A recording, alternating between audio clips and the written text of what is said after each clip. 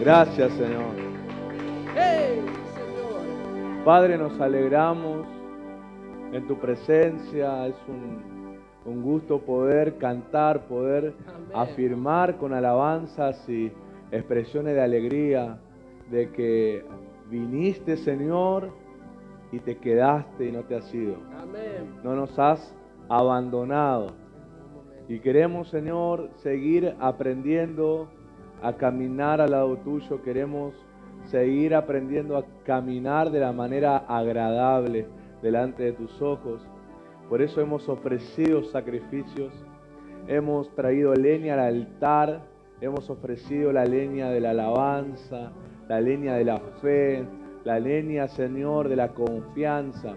Ahora ponemos la leña, Señor, del aprendiz, del alumno, del que presta atención, del que va a tomar la enseñanza para que se abra un camino para ellos y para que puedan ser alumbrados por tu presencia.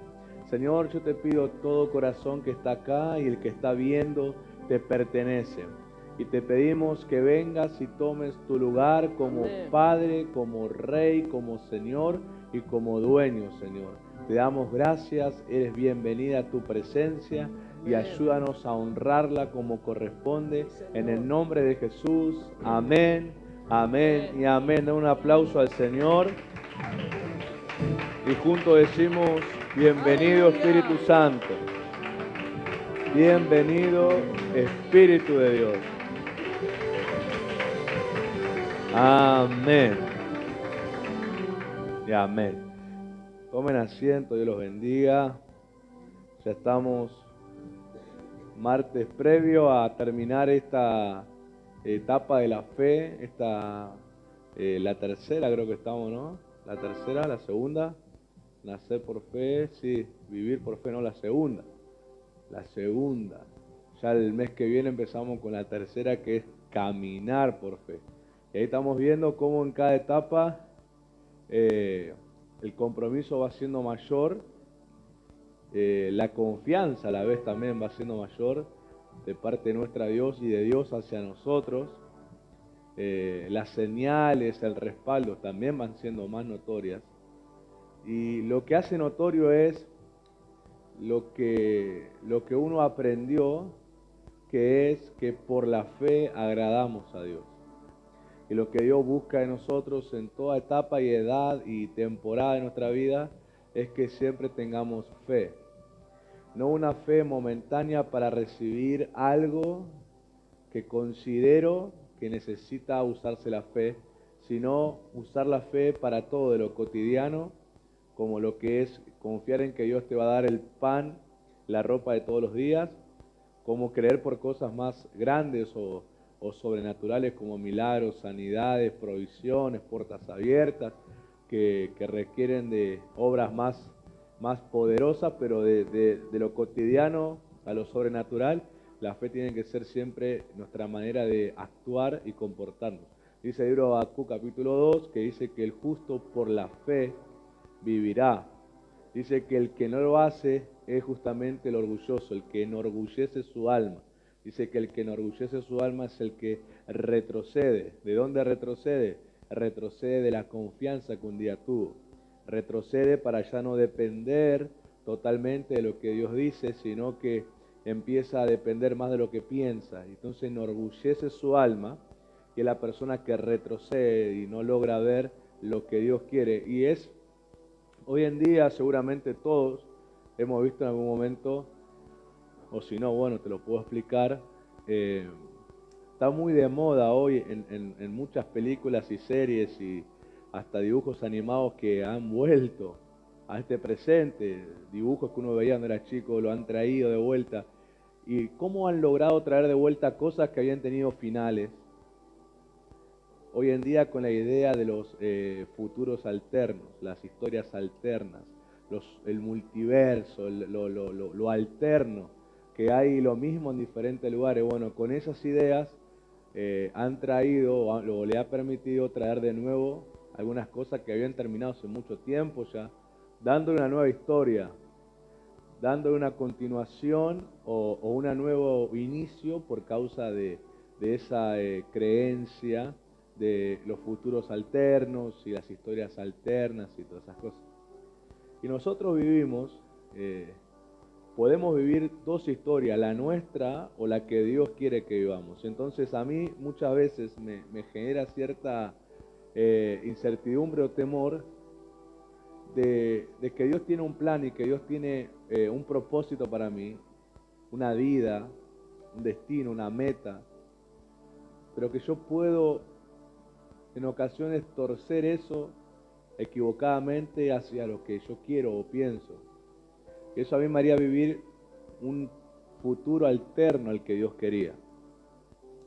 Y estar desarrollando el don, los talentos que tengo en cosas que yo por ahí puedo ver algunos logros temporales y creer que las cosas van bien, pero en realidad Dios tenía algo superior a eso, que lo que requería de mí era consultar y obedecer. Eso es lo que requería de mí para vivir eso.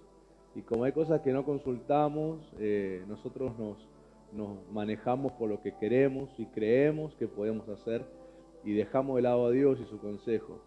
Porque a veces pensamos que Dios solamente es un Dios que soluciona los problemas que me surgen, pero no un Dios que crea un futuro para mí. Entonces cuando yo no veo a Dios como el creador de mi futuro, obviamente no voy a ser una persona que lo consulte tanto. Si lo veo a Dios como un solucionador de problemas, solamente voy a buscarlo a Él cuando un problema me surge y yo diga, bueno, esto es cosa que Dios tiene que hacer. Y Dios tiene un amor y una misericordia tan grande que si ves fe en mí, va a actuar en eso. Pero lo peligroso en eso es que yo al ver que Dios actúa en una necesidad, no logre ver que aún estoy viviendo un futuro alterno. Todo porque estoy pensando, si Dios actúe, porque voluntad de Dios donde estoy. Entonces a mí, por lo tanto, me genera cierto temor estar viviendo una historia que no es la que Dios quiere que viva, pero yo pienso que sí. ¿Pero por qué? Porque veo que Dios responde a mis necesidades y me soluciona el problema, pero ¿por qué? Porque actúo o muestro fe, oro con fe. Y Dios dice que al ver fe, responde.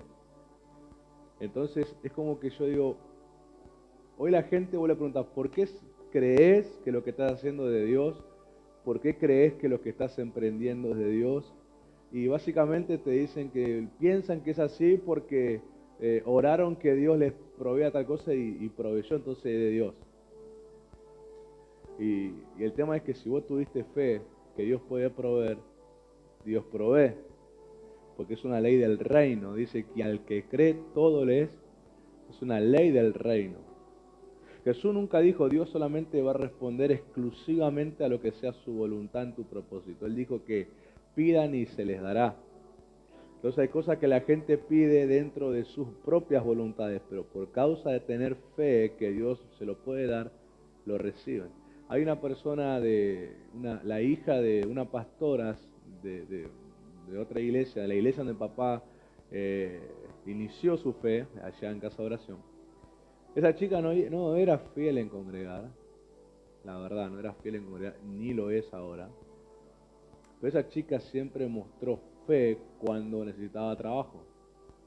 Y cada vez que se quedaba sin trabajo y iba a la iglesia a pedir trabajo el día domingo, siempre al poco tiempo, a los pocos días la llamaban.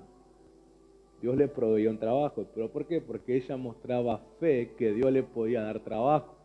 Pero ella, desde ese tiempo y hasta hoy, conociendo su vida, sigue viviendo una historia que no es la de Dios para ella.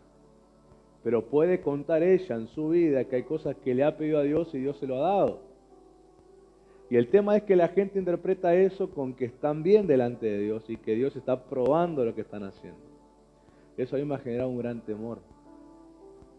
Un gran temor de estar viviendo una historia alterna a la que Dios quiere. Lo único que tenemos nosotros para crear parámetros, coordenadas en nuestro caminar, para agarrar el mapa y decir, a veces estoy yendo por el norte donde Dios quiere, o yo me confundí, me metí en otro lado. Es las palabras proféticas específicas que Dios te ha dado acerca de tu futuro. Entonces vos tenés que ahí ver, recordarlas, escribirlas si sos falto de memoria, o tenerla muy atesorada en tu corazón y meditar y decir, estoy acá, caminando, esta es mi realidad hoy.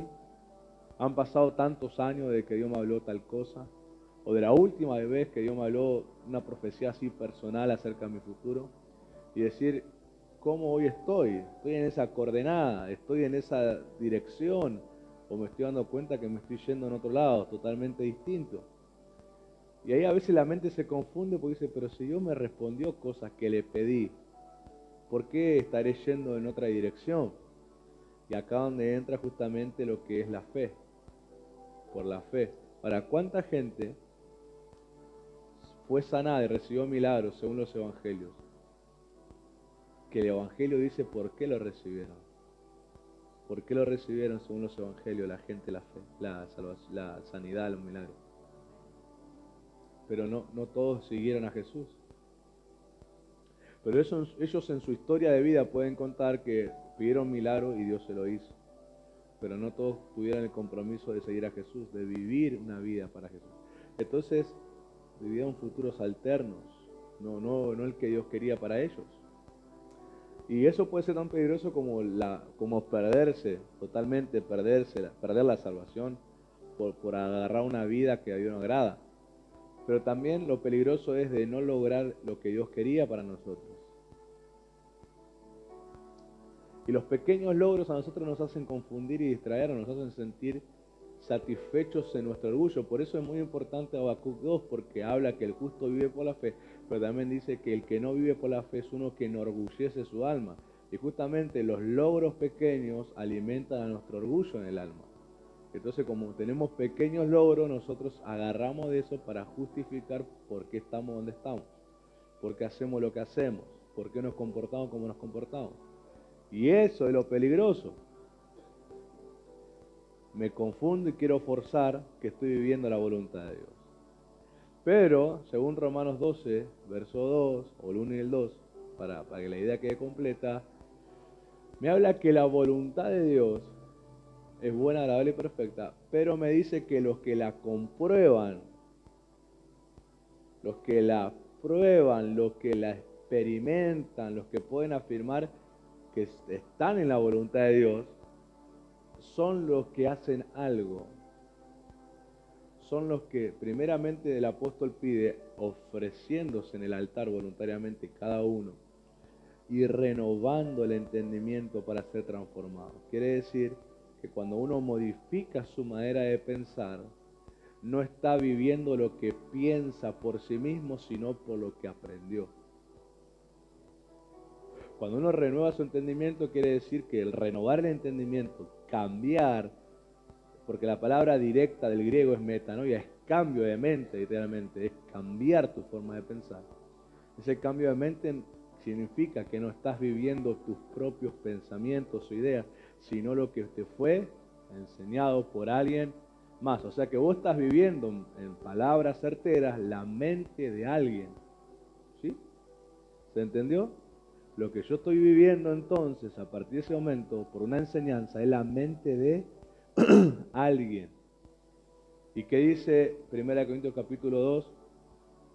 Mas vosotros tenéis la mente de Cristo. Quiere decir, yo vivo la mente de ¿quién?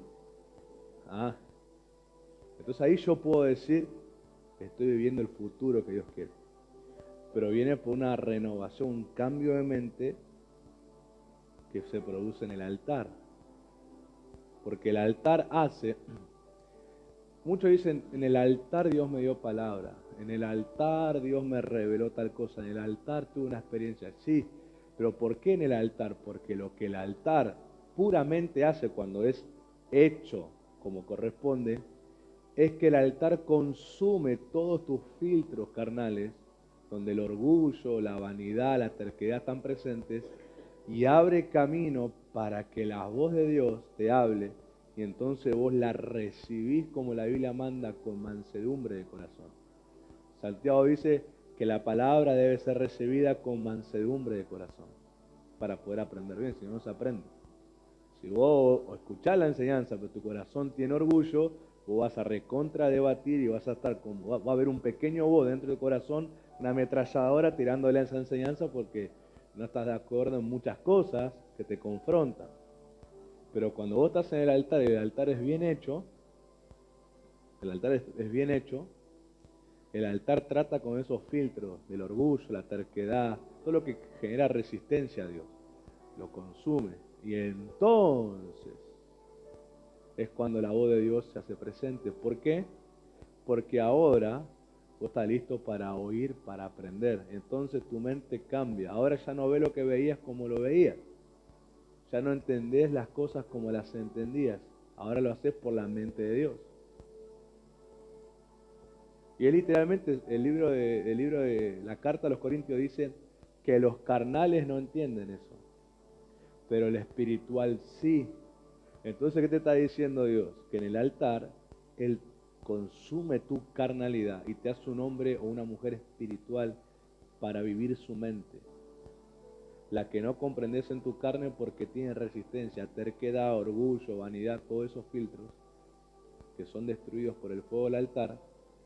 Eso se destruye y se abre una entrada donde Dios te convierte en una persona del espíritu, espiritual.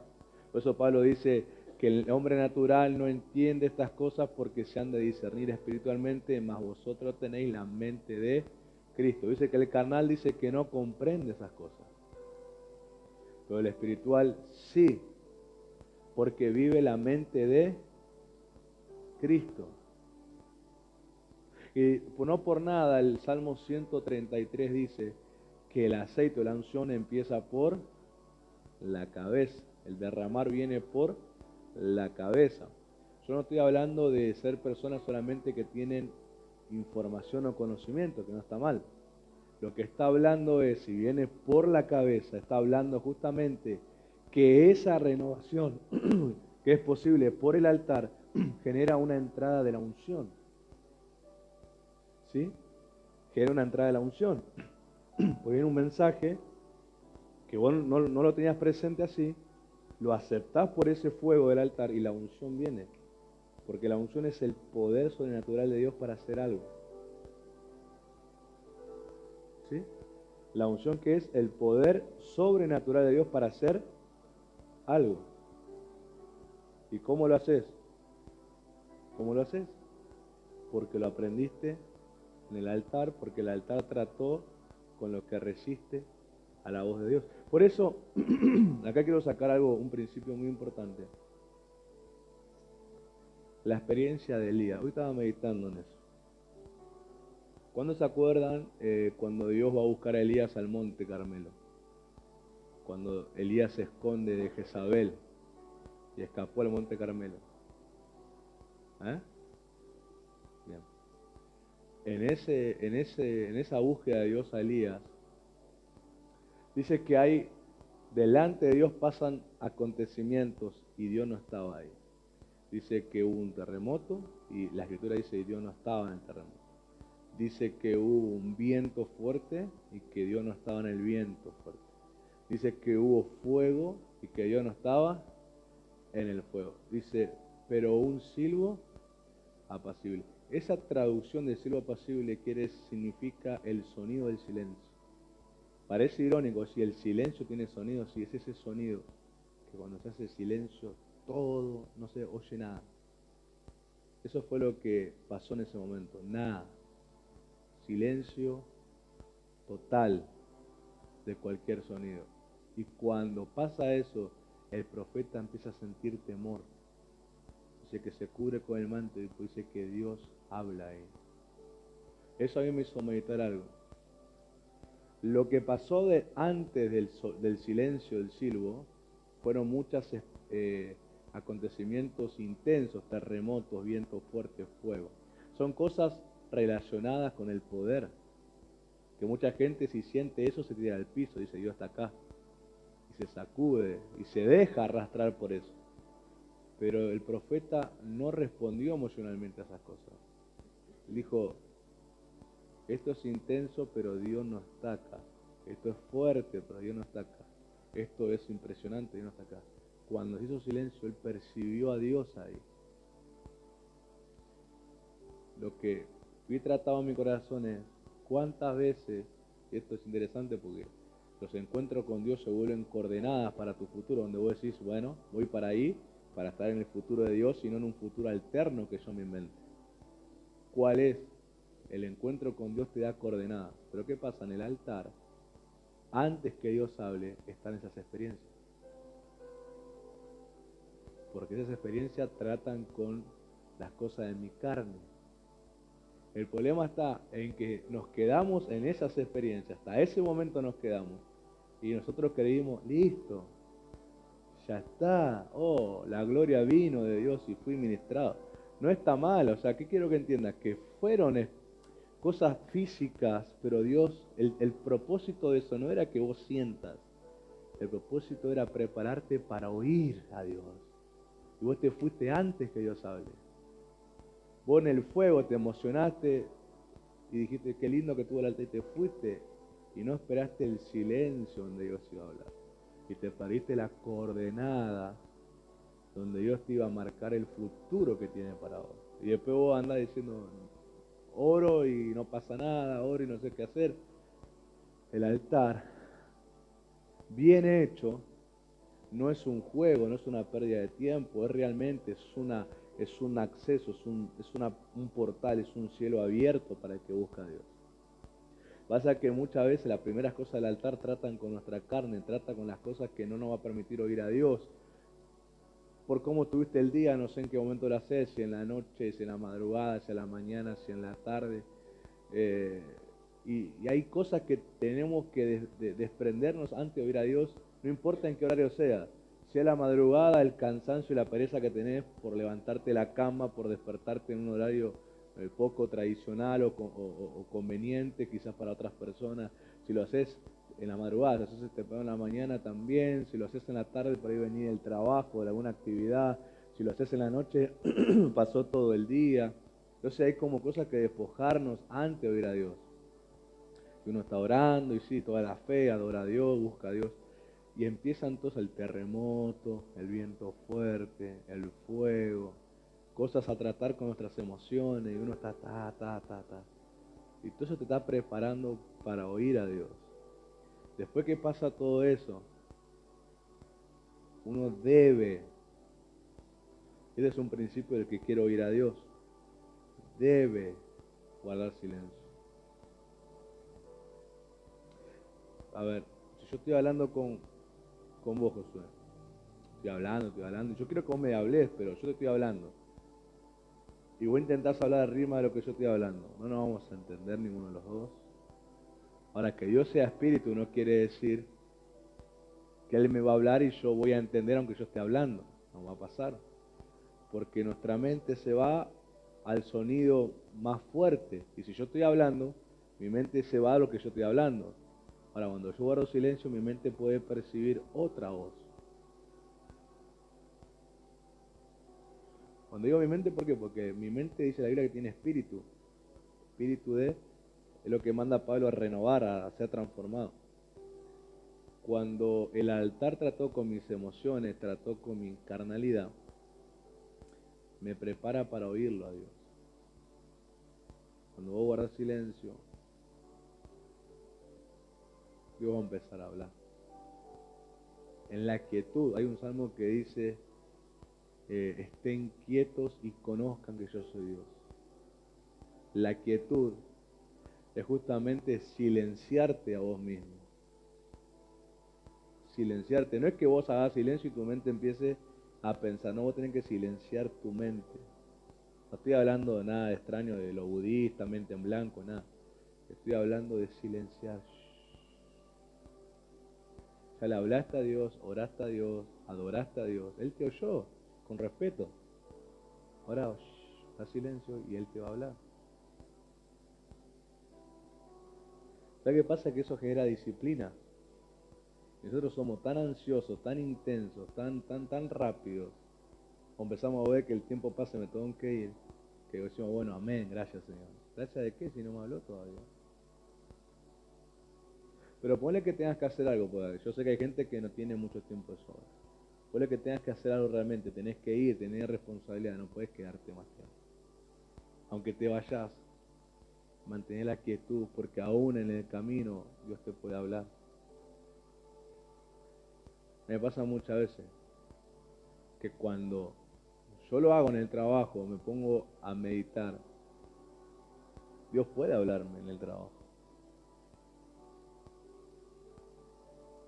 Dios no es limitado donde estés si vos querés oírlo a Él.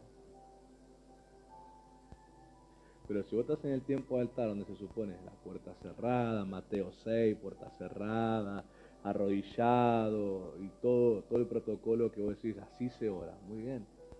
Si tenés todo el protocolo, hacelo completo si ya hablaste a Dios. ¿Cuántos minutos te puede llevar a hablarle a Dios todo lo que querés decirle? 10, 15 minutos si son muy extensos, 20 minutos si son muy detallistas y está bien como querés hablarlo. Pero guarda silencio. Guarda silencio. Y digo silencio, no va a ponerte a adorar. Silencio. En la quietud. El profeta estaba tan alborotado por lo que le pasaba que Dios necesitó quietar su alma para que él lo pueda oír.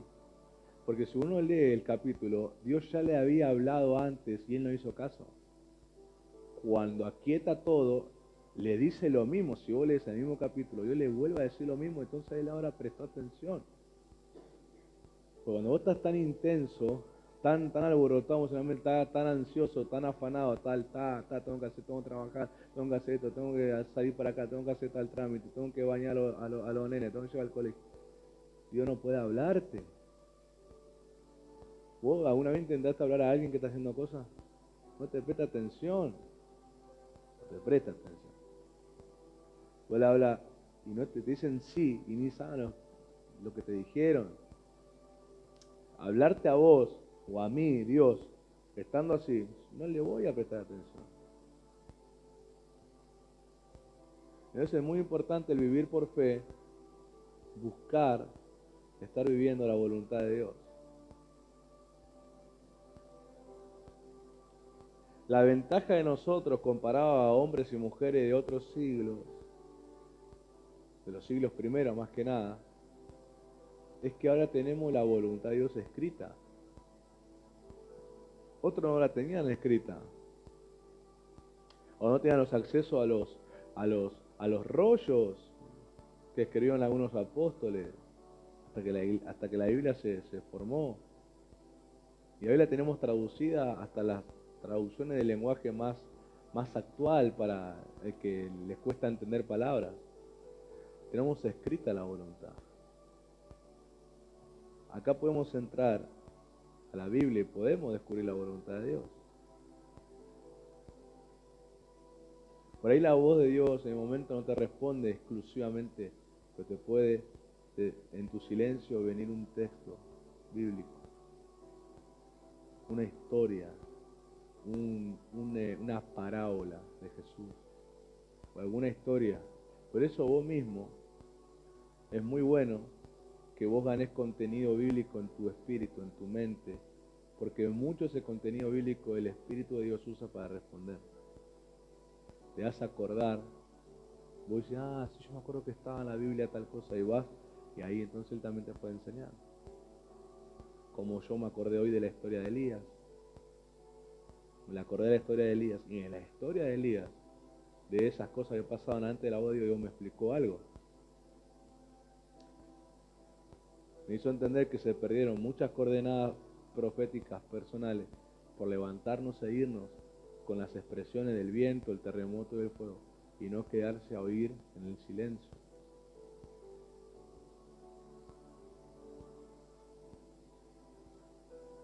Dios no está indiferente a hablar al que le busca. Dios quiere hablar. Quiere marcar el destino que tenemos que hacer. Yo por eso quiero transmitirte con esta enseñanza de hoy el temor en tu corazón, el temor a Dios, de no vivir un futuro alterno por causa de tu orgullo, sino vivir el futuro que Dios quiere por causa de tener un corazón humilde para que Él te pueda hablar. ¿Cómo sabes?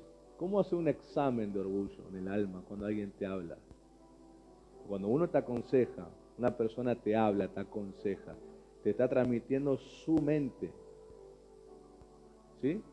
Su mente, su sabiduría, su entendimiento, su experiencia, es su mente. ¿Cuál es el examen del orgullo a nuestra alma? Es que si yo puedo guardar silencio y oír y meditar, tengo humildad. Pero si yo no tengo la capacidad de guardar silencio y tengo la prontitud de responder para justificar, tengo orgullo. Si yo empiezo a responder para justificar, para contradecir, sin tomarme el tiempo de meditar, es orgullo. Porque yo no puedo responder algo a alguien si no me tomo el tiempo de meditarlo. Porque no es honesta mi respuesta es más sacada así de la manga para escapar del momento, pero no es sincera porque no medité a ver si eso está bien o mal. Por eso muchas veces a mí cuando me hablan, van a verme o por ahí no están presentes cuando alguien me está corrigiendo, alguien me está marcando algo, alguien me está preguntando algo, lo que sea, yo me quedo en silencio. Yo no empiezo a intentar modificar, o si quiero responder y me dice no sé qué, bueno, yo me quedo en silencio, pero me doy cuenta que hay cosas que tengo que pensarlas todavía, tengo que meditarlas, porque yo hasta ese momento no lo estaba viendo así, entonces tengo que meditarlas, tengo que tomarme el tiempo de saber si eso está bien, si es así, si realmente, bueno, y ahí yo con honestidad puedo examinarme. Pero si uno no tiene esa capacidad y quiere responder enseguida, no, pero esto, no, pero lo otro, no, pero esto, no es así. O por ahí guardar silencio para cuando se va a decir, lo que dijo nada que ver. Y contradecir inmediatamente, sin tomarte el tiempo de haber meditado y ver si es así, es orgullo en tu alma. Y eso produce que tu mente no cambie y seas un testarudo o una testaruda en querer hacer las cosas como a vos te parecen bien. Y estás viviendo, seguramente, te lo puedo asegurar, un futuro alterno al que Dios quiere. Pero lo peligroso es que si vos tenés fe, es que en tu futuro alterno vos le podés pedir algo a Dios creyendo y Dios te lo va a dar y vos vas a tomarlo eso como señal de aprobación. Y eso peor, te hace más meterte en ese futuro alterno. Pero cuando alguien te quiera corregir, alguien viene y te dice, ese no es el camino de Dios, que Dios te quiere llevar, decir, no, ¿qué me vas a decir a mí? Si yo oré y Dios me respondió y me proveyó, y vos qué me vas a decir, si yo sentí que me tembló la pierna cuando Dios me dijo, y caemos en orgullo, porque esas respuestas son orgullo, no son humildes, son orgullo. Esa respuesta inmediata, rápida, son orgullo, no es humildad. La humildad te hace meditar. Después, si meditaste honestamente, podés responder. Porque no quiere decir que todas las personas tengan razón siempre. Depende de quién, hay que conocerle el fruto a la persona de que te está hablando. Para saber cuán certero puede ser o certera puede ser según el fruto que tenga. Si es muy atinado o atinada, bueno, prestarle mucho más atención. Pero si es un boca de jarro que habla por hablar, bueno, mucha importancia capaz no le damos. Pero si hasta un burro habló, a veces hay que meditar también. Porque a veces la gente hasta es burra, pero a veces profetiza. Si es necesario. Si uno es terco como Balaam, hasta un burro Dios te va a profetizar. Pero es necesario meditar, el humilde va a meditar y va a retener lo que le conviene y va a rechazar lo que no le conviene.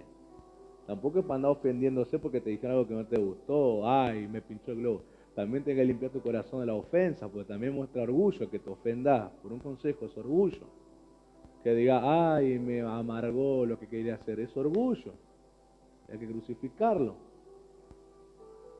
¿Sí? Por eso Filipenses 2.9, ya estamos terminando el capítulo 2 de Filipenses 2, ya el martes que viene terminamos con el nombre, sobre todo nombre, que rodilla doblada, lengua que confiesan. Hoy vamos a ver lo que es la exaltación y todo lo que hablamos es muy importante porque Jesús vivió el futuro del Padre, lo que el Padre quería, no vivió un futuro alterno. Fue muy importante consultar la voluntad de Dios para hacer las cosas. Miren, Jesús tenía el poder para sanar enfermos. Tenía todo lo que Él dijo, el Espíritu del Señor está sobre mí para sanar, para liberar, para predicar. Miren, predicar, sanar, liberar. Creo que una de las tres áreas que los predicadores más fluyen, predicar, liberar, sanar. Pero Él consultaba cuando. Tú decís, pero ¿para qué va a preguntar? Para hoy, usando la metáfora de las películas y demás, no crear futuros alternos. ¿Sí?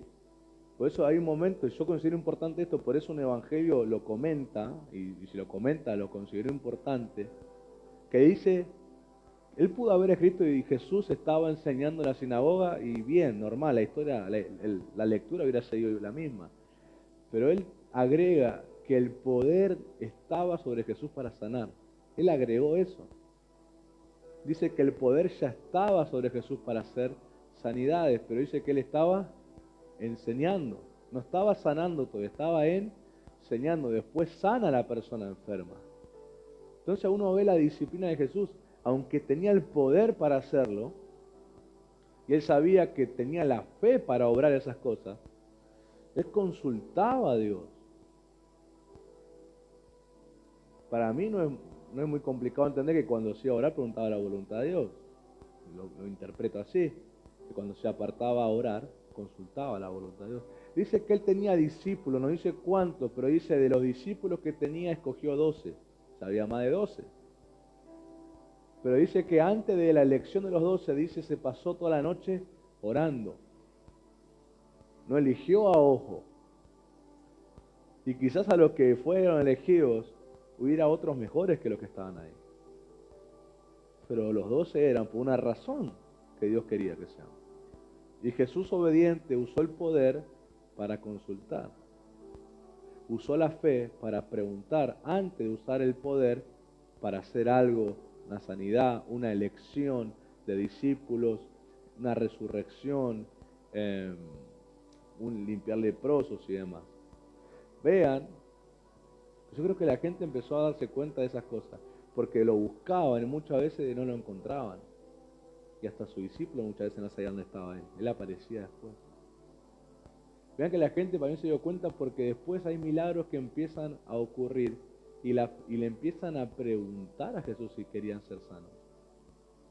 Si usted se da cuenta, un leproso le dice, maestro, si puedes sanarme, puede, quedaré limpio. Y Jesús responde, quiero.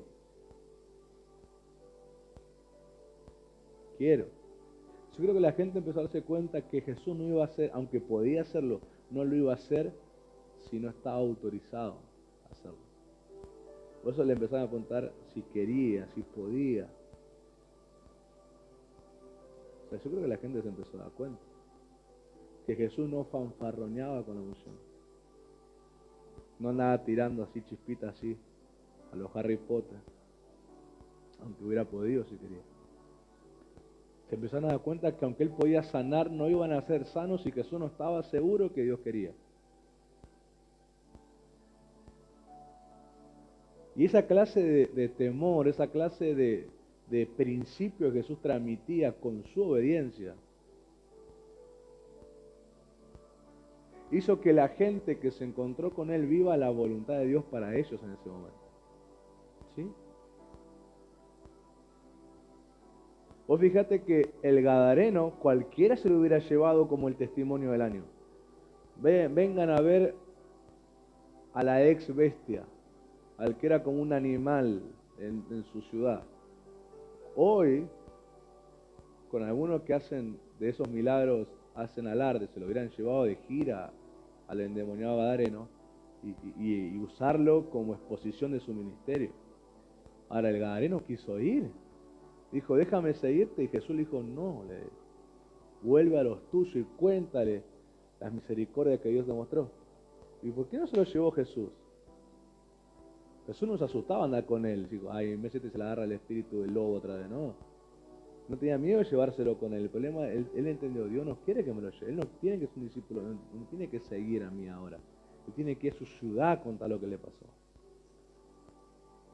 Y lo interesante es que Jesús, actuando así, transmitió el principio de que busquen la voluntad de Dios para ellos. Por ejemplo, los milagros que Jesús hizo, la hija de Jairo, Jesús dijo, no cuenten a nadie lo que está pasando. Muchos diríamos, sacaríamos el celu, YouTube, prendemos transmisión en vivo, la acabo de resucitar, Dios me usó, y fanfarrones haríamos, ¿no? Ese día prenderíamos la cámara y documentaríamos. No digo que está malo que documentan. Ante una generación tan escéptica hoy está bien documentar los milagros y demás. Pero digo, Jesús no le hizo porque no lo veía necesario hacer eso. Porque ellos vivían la voluntad de Dios. Pero la gente no podía callarse, la gente se deschipoteaba ahí y contaban. Pero ¿qué generó eso? Que las personas, los que no querían a Jesús, empiecen a generar el odio que tenían para empezar a perseguirlo. Jesús sabía que ese odio no iba a ser contenido, que iba a ser un momento manifestado y tener que ir a la cruz. Pero vean que Jesús no sabía cuándo.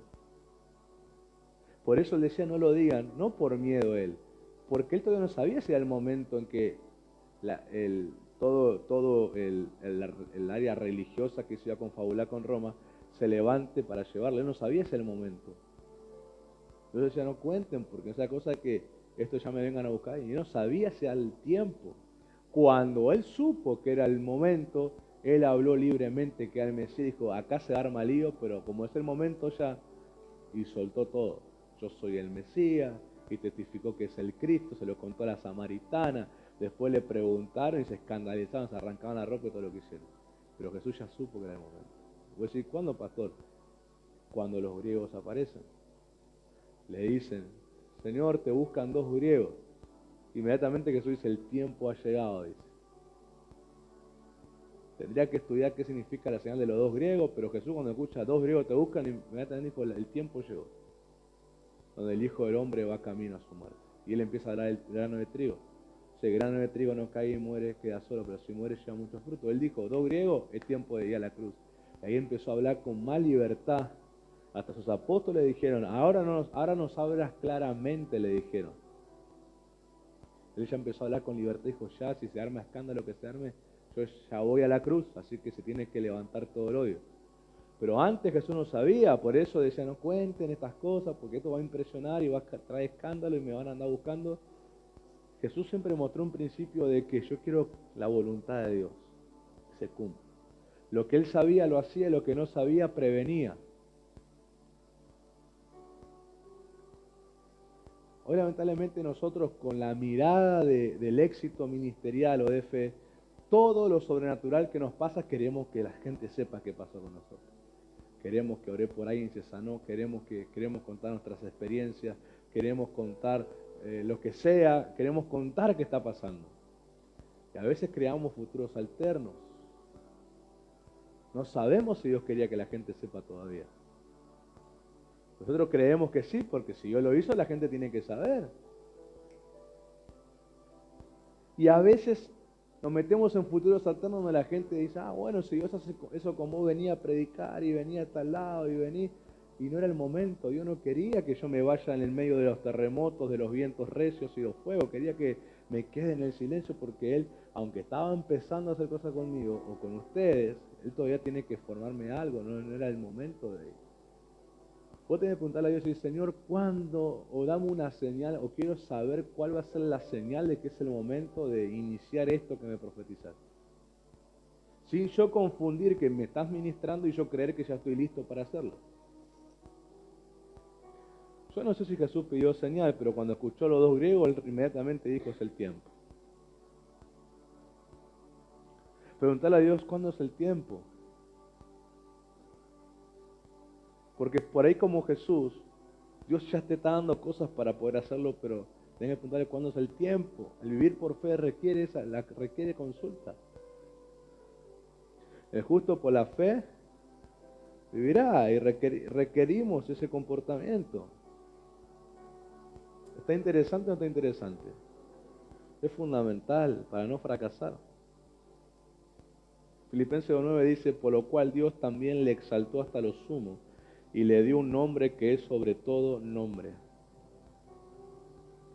Jesús, el nombre que hay en Jesús, o la sustancia que hay en el nombre de Jesús, Yeshua en el hebreo, ese nombre contiene lo que Él vivió estando en forma de hombre. ¿Hasta qué punto? Hasta la cruz. Lo que Él vivió estando en condición de hombre. Y una de las cosas que nosotros podemos tomar que Él vivió es justamente que Él transmitió la voluntad de Dios. Él la vivió y la transmitió a la gente. No le hizo nada a la gente que no esté dentro del plan de Dios que tenía que pasar. Aún miren que el evangelista Juan en el Evangelio escribe, y si aún se hubieran escrito todas las cosas que Jesús hizo, no cabrían los libros en el mundo. Pero ¿por qué no la escribieron? Decís vos. porque no fue permitido. Con la que te dio Dios de 66 libros, te es suficiente para vivir el Evangelio. Y si con 66 libros muchos tienen excusa para que querer 6.000 libros quizá, o 10.000 libros, o 20.000 libros, se pueden haber escrito de las obras de Jesús.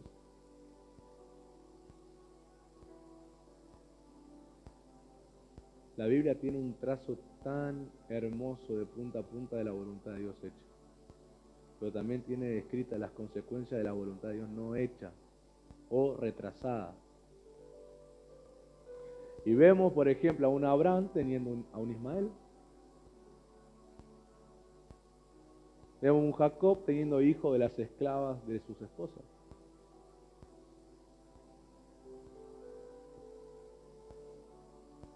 ¿Por qué? Porque las dos esposas se peleaban. Entonces, vamos a hablar con mi esclavo. No, y él, bueno, sí, dijo. Uno dice, bueno, pues las 12 tribus.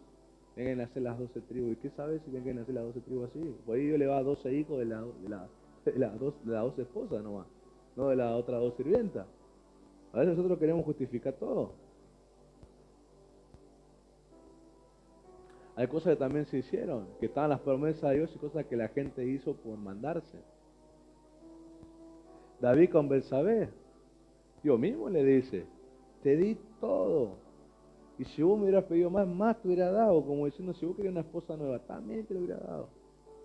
Pero te metiste con la que era esposa de alguien más, encima con un soldado fiel que tenía. Y tuvo la consecuencia que ese hijo murió, fue ese Salomón. Y todos queremos justificar, pero vemos cosas que no era el plan de Dios, se hicieron sin el plan de Dios. Y ahí Dios soluciona el problema, pero se crean futuros alternos. ¿Por qué? Porque la espada estará en tu casa, le dijo Dios, y ahí los hermanos, hermanastros andaban peleando y todos los líos que hubo. La división de Israel en dos naciones, Israel y Judá, y peleándose, o sea, todo un escándalo. Futuros alternos, por haber hecho cosas que no era la voluntad de Dios. Por no caer, por caer a cosas de nuestro tiempo. Todo el mundo dice, el embarazo es una bendición, ¿no? Algunos se embarazaron fuera del tiempo de Dios.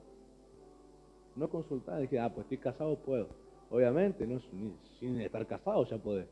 Ya va a entrar en la adolescencia y tu cuerpo cambia, ya podés. El tema es que no hay que hacerlo. Pero aún estando casado, estoy casado, puedo tener sexo con mi esposa, puedo tener sexo con mi esposo, podemos tener hijos. Sí, podés. El tema está consultar cuándo. Porque vos podés tener hijos si no hay un problema de esterilidad. Pero el hijo a veces cae en un momento que no es lo oportuno para el matrimonio. Por ahí no estaban listos financieramente, no estaban listos emocionalmente. Y ahora ya está, hay que criarlo, no es que lo podemos dejar en un lado. Hay que criarlo, y entonces eso crea futuros alternos. Ay, pastor, me está pinchando el globo. Pero eso es vivir por fe.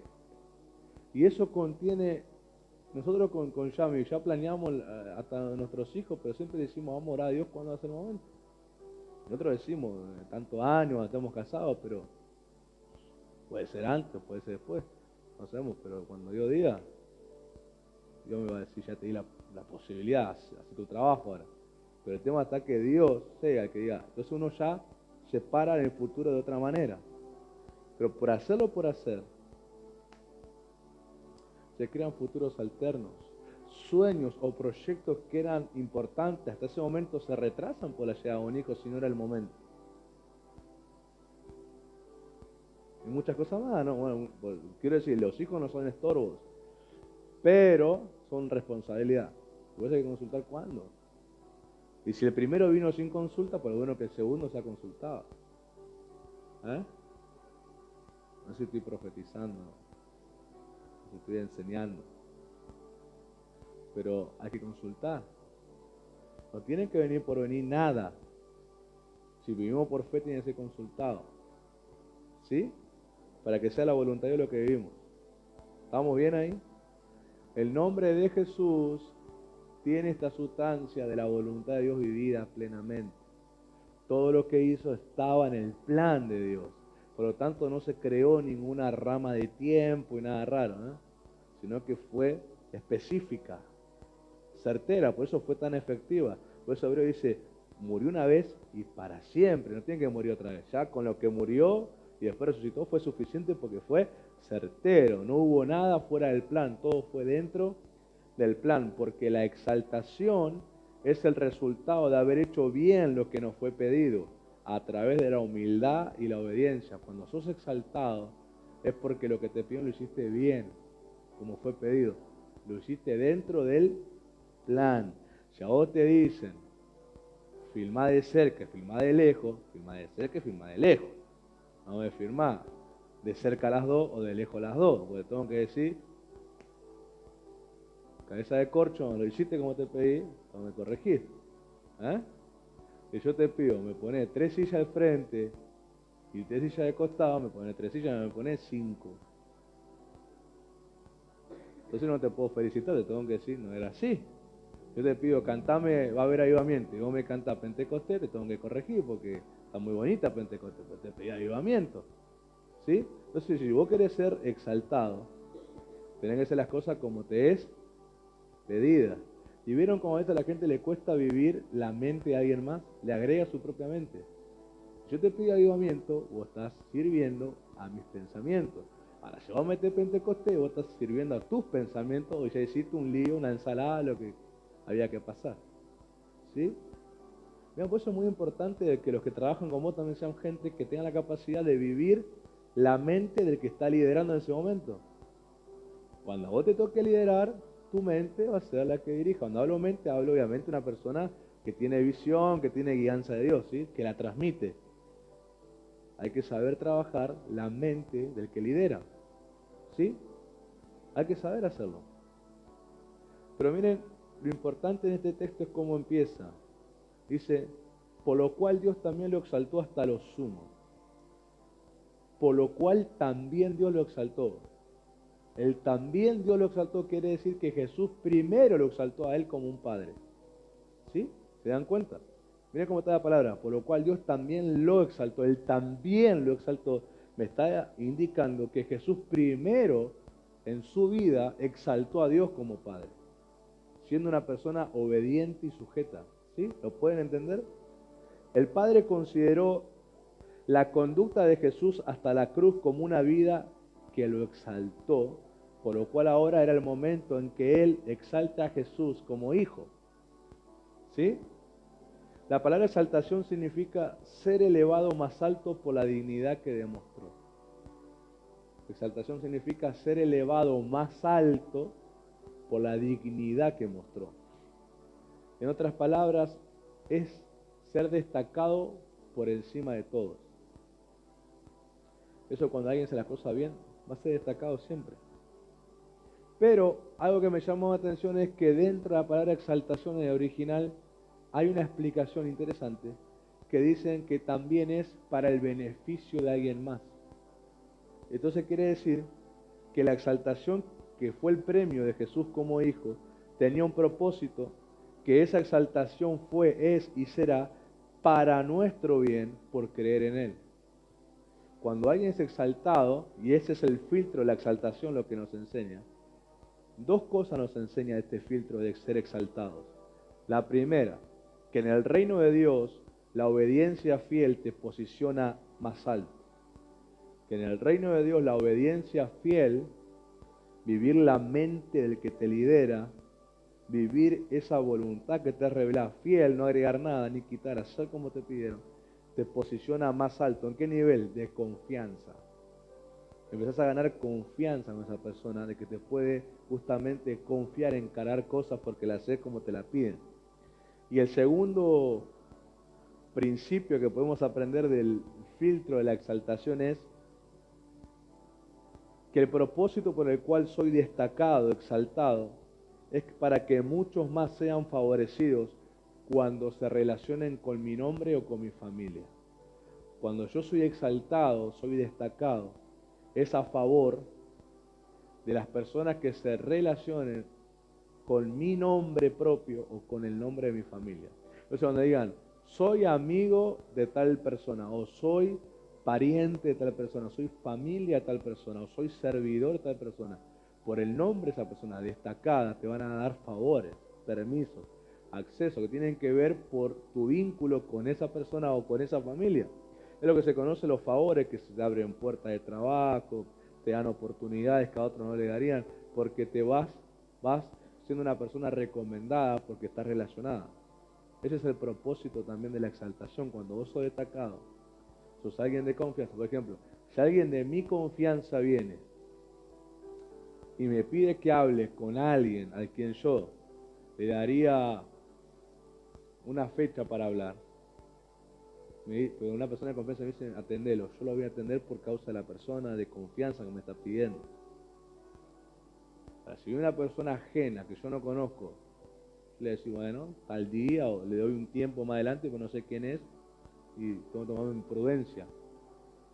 Pero cuando viene alguien de mi confianza y me dice, atendé a tal persona, o hablar con tal persona, o te quiero presentar, yo lo recibo rápidamente por la confianza que le tengo a esa persona. Entonces, cuando vos sos destacado, vos vas a generar ser una puerta para los demás. Cuando vos sos destacado, vas a ser una puerta para los demás. Eso es muy importante. Cuando vos te destaques, no seas alguien que no dejas entrar a los demás. Deja que entren, porque lo que vos estás haciendo destacado favorece a mucha gente. Ese es el principio de la exaltación según Cristo. Cristo no le cerró la puerta del reino a nadie. Cuando Él fue exaltado, es la puerta por donde entramos. Él le dijo a los fariseos, ustedes no entran y tampoco dejan entrar a los que quieren. Pero Él dijo, yo soy la puerta, el que entra por mí entrará y saldrá y hallará pasto fresco para su vida. Él es la puerta, su exaltación es el acceso al reino. Y ahora lo vamos a ver, porque así termina el versículo 9. Dice, y le dio un nombre que es sobre todo nombre. Eso significa que cuando por la fe nos relacionamos con Jesús, también lo hacemos con la exaltación que Él tiene. Y ese es el gran honor de vivir por la fe. Cuando creo en Jesús, me relaciono con su nombre y con la exaltación que Él tiene.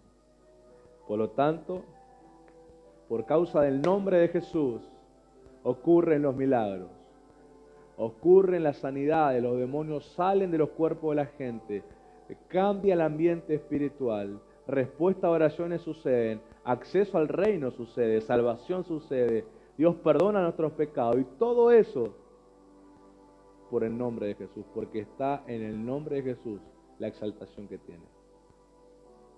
Por eso cierro con esto. Jesús dice en la parábola de la vid verdadera a sus discípulos, hablándoles que permanezcan en Él, que estén unidos a Él, que den los frutos y todo. Dice, y pidan en mi nombre, porque todavía nada han pedido en mi nombre y les será hecho. Mucha gente puede pedir en el nombre de Jesús, pero que te sea hecho es el vínculo y la fe que tenés. No busquemos vivir futuros alternos. Vivamos la voluntad de Dios. Es necesario ir al altar, que el altar trate con nuestra parte carnal y emocional y guardar el silencio para oír a Dios.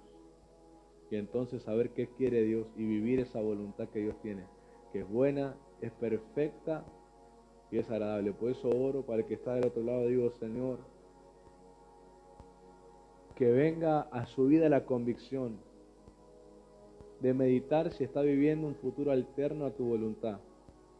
Y aunque dentro de esos días vividos, esos años vividos, dicen, pero Dios me ha respondido cosas, Dios me ha provisto, y yo creí que era la señal de que iba por buen camino. Oro que el corazón de ellos pueda rendirse y decir, Señor, ¿cuál es tu voluntad para mi vida? Señor, yo acá rindo mi terquedad, rindo mi vanidad, mi caprichos, y te pido que me hables y me digas cuál es mi voluntad, cuál es tu voluntad para mí, cuál es el propósito que tengo. Porque quiero ser certero en el futuro, quiero caminar en esos pensamientos de bien y de paz que tenés para mi vida, que me llenan de un futuro con esperanza, con un futuro con provisión, un futuro con éxito, con logros. Quiero saber cuál es tu voluntad para mi vida.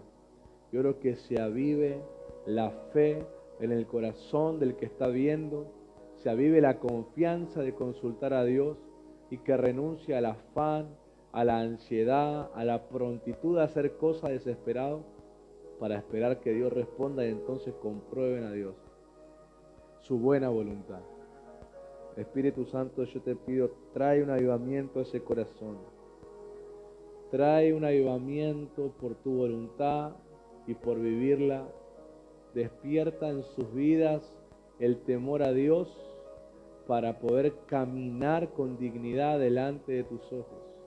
Espíritu Santo, donde está esa persona, yo te pido en este momento que lo llenes, que la llenes de tu presencia, que toque su corazón, pero no se queden solo con lo que sienten físicamente, que abran sus oídos para oír tu guía, para oír tu voluntad revelada. Abre los ojos, abre los oídos, que un éfata profético suceda, una apertura de oídos, Señor. Se desate todo lo que ata sus sentidos, todo encantamiento, toda venda mágica de profecías falsas, de palabras lisonjeras, aduladoras, aún de sus propios pensamientos y deseos por causa del orgullo. Ahora suelte sus sentidos y venga libertad sobre esa persona y pueda oír tu voz. Y si están atados por amenazas, si están atados, Señor, por palabras de miedo, de temor, ahora sean libres en el nombre de Jesús, para que puedan oír tu voz con claridad y vivan tu voluntad, Dios mío, para la gloria y honra de tu nombre, en el nombre de Jesús. Amén y amén.